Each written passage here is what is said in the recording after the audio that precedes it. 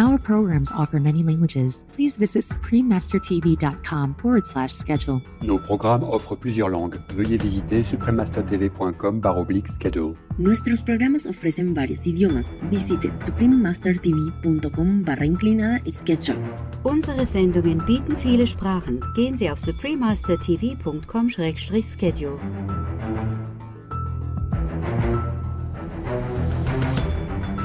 Scientists estimate that more than 6 out of every 10 known infectious diseases in people can be spread from animals, and 3 out of every 4 new or emerging infectious diseases in people come from animals.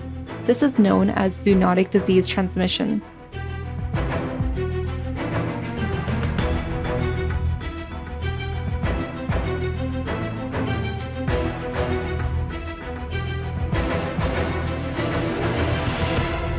Continue watching to find out more.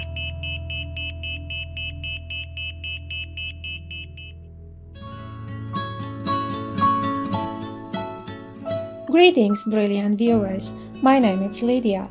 The people of picturesque Montserrat wish that your days are filled with vitality and spiritual upliftment.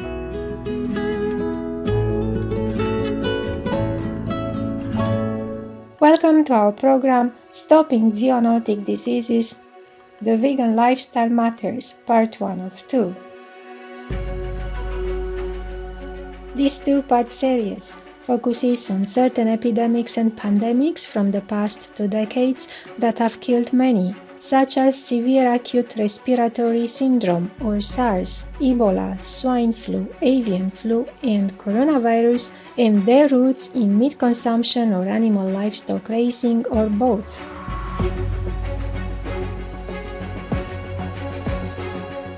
We also cover how a plant-based diet is the best way to minimize zoonotic diseases or infectious diseases caused by the transmission of germs between animals and humans.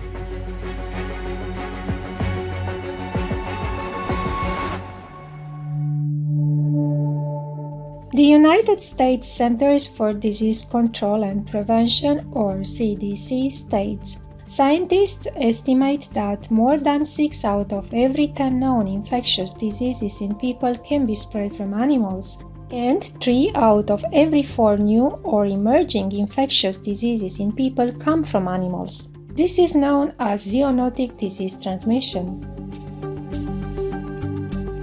The CDC defines an epidemic as the number of cases of a transmittable disease arising suddenly above the expected level in a given population within a short period of time.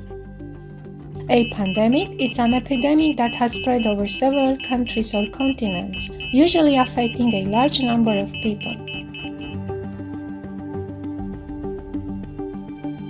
Organisms, including humans, rely on their immune system to protect them from an intrusion of infectious agents such as viruses, bacteria, fungi, parasites, and arthropods that reside in human, animal, or environmental reservoirs. When a person's immune system is not strong enough to eliminate these invaders from the body, he or she is a susceptible host. Eventually, a person can become sick and starts to show the disease's symptoms and can pass it on to others.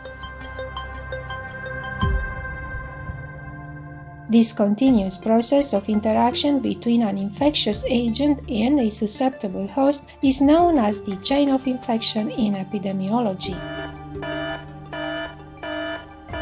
Normally, if an intervention is effectively implemented in time, the chain of infection can be stopped. Interventions include eliminating the source of the transmission, preventing the entry of infectious agents, and increasing one's immunity. If the root of the problem is ignored, infectious diseases can spin out of control.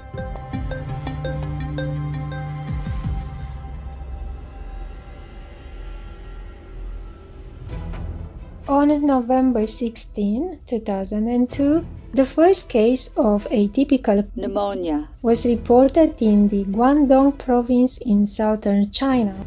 At that time, severe acute respiratory syndrome, or SARS, was still not known to the public.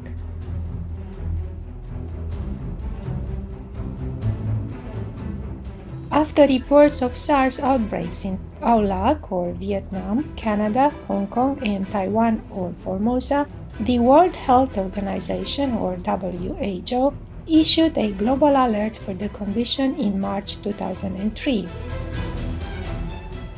By the end of 2003, SARS had spread to 29 countries and regions, with 774 of the 8,000 plus infected globally succumbing to the disease.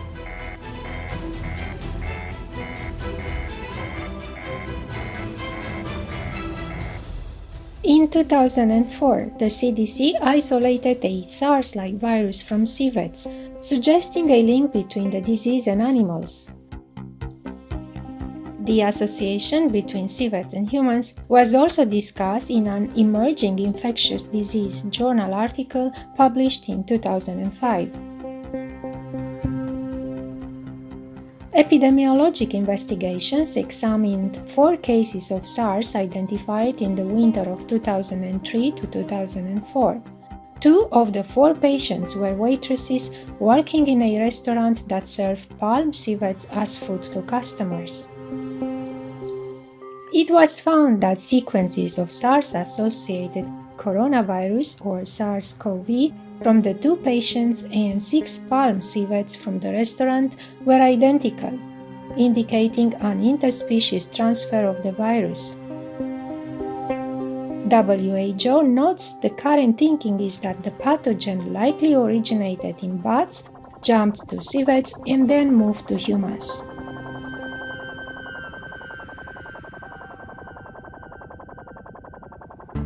After the SARS outbreak, the WHO has used the term a public health emergency of international concern to refer to an extraordinary event that constitutes a public health risk to other states through the international spread of disease. The declaration of a global public health emergency is intended to mobilize an international response to an outbreak.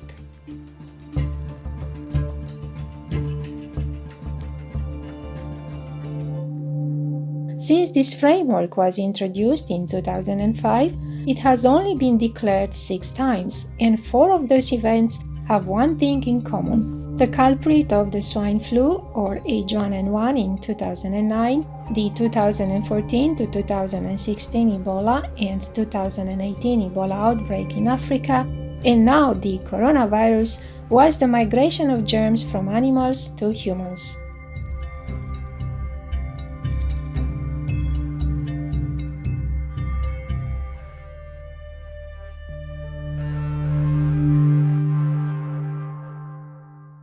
We will pause now for a constructive message and be right back. Please stay tuned to Supreme Master Television.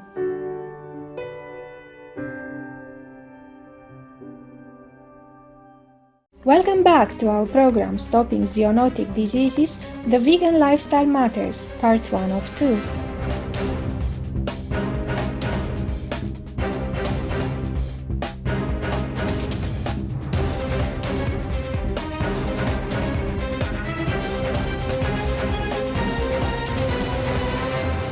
The WHO warns against eating avian flu-infected birds and swine flu-infected pigs because of the health risks. The swine flu was first detected in Mexico City, Mexico in March 2009. Because pigs can be infected by both the avian and human influenza viruses, industrial pig raising became a breeding ground for the new virus. The exchange of genetic materials between 3 species, pigs, birds, and humans, made the virus stronger and more easily transmissible between people.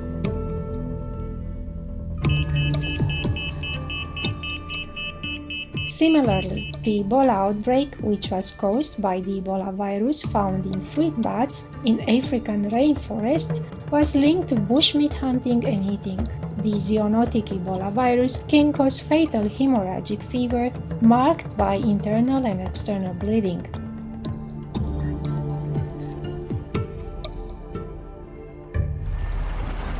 An article from the journal Nature, published in 2017, suggests that deforestation also played a part in intensifying the outbreak due to shrinking habitats, which increased the chances of humans interacting with fruit bats.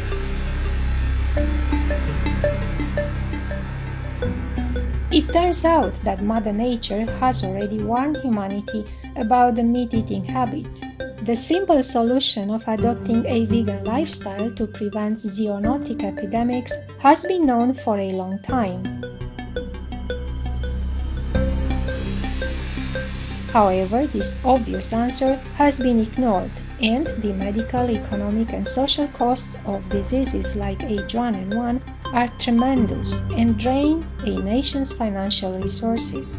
The money spent on unavoidable public health crises could have gone to programs benefiting citizens.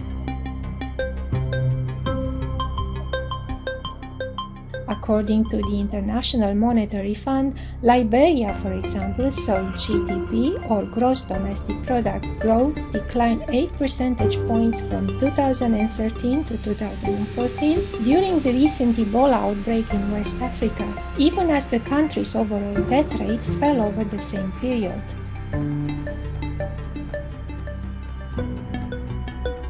Eating meat and animal livestock raising increases the chance of cross-species infection. However, they are not the only reasons. The underlying cause of humans getting infected by illnesses goes deeper than that.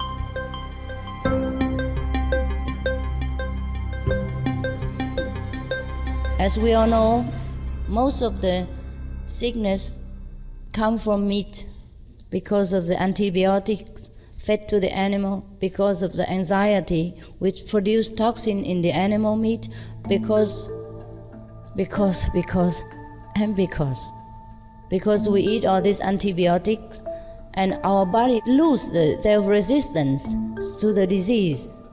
Our body normally can fight the disease, but because we are fed with so much antibiotic meat, therefore our body become weakened, and the resistant system become out of order. Therefore, any kind of disease affect us and kill our life. And it is a pity.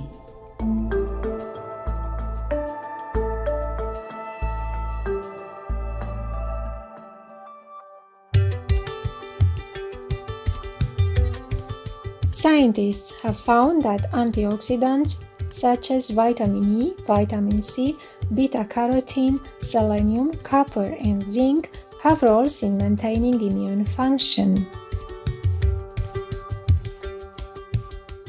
This means that a diet that is rich in antioxidants can regulate one's resistance to bacteria, viruses, and parasites.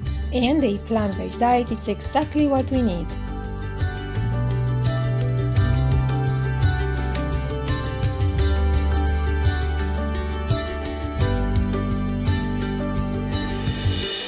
Renowned vegan American physician and founder of nutritionfacts.org, Dr. Michael Greger now discusses a study showing the immunoprotective powers of fruits and vegetables. As we age, our immune system starts to decline. That's why when you hear infectious disease advisories, they often list those at greatest risk include infants, the immunocompromised, and the elderly, because the elderly are, to some extent, immunocompromised. Recently, researchers in Belfast reported an investigation into the possibility that inadequate diet may be a contributing factor to immunological aging. Both immunity and fruit and vegetable intake can be low in the elderly, so they wonder if there might be a connection. So they rounded up 83 volunteers between 65 and 95 years of age, and randomized them into the control group following their pitiful 2 or fewer servings of fruits and vegetables a day diet, versus the experimental group that were told to consume at least 5. They did this for a month before they were due for their pneumonia vaccine.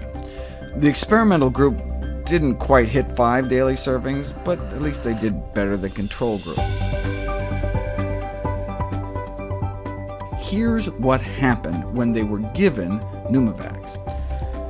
Here's the immune response in the control group. They were injected with pneumonia bacteria vaccine. Their immune systems should have gone crazy making antibodies to fight off the perceived invader, and they tried their best. But this is the group that was on almost 5 servings of fruits and veggies every day for the prior 4 weeks. Influenza and pneumonia constitute the 7th leading cause of death for our elderly. It's never too late to start eating healthier.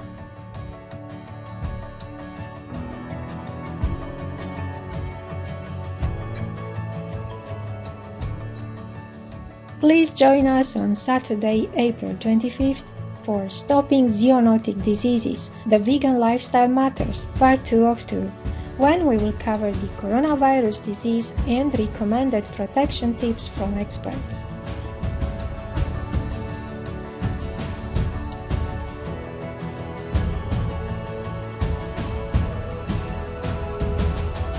For more information about coronavirus or COVID-19, please visit who.int.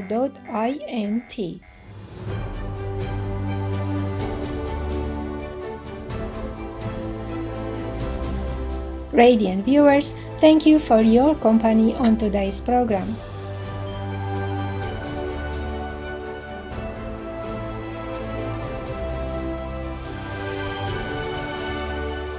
May you and your loved ones feel recharged by nature's healing energy.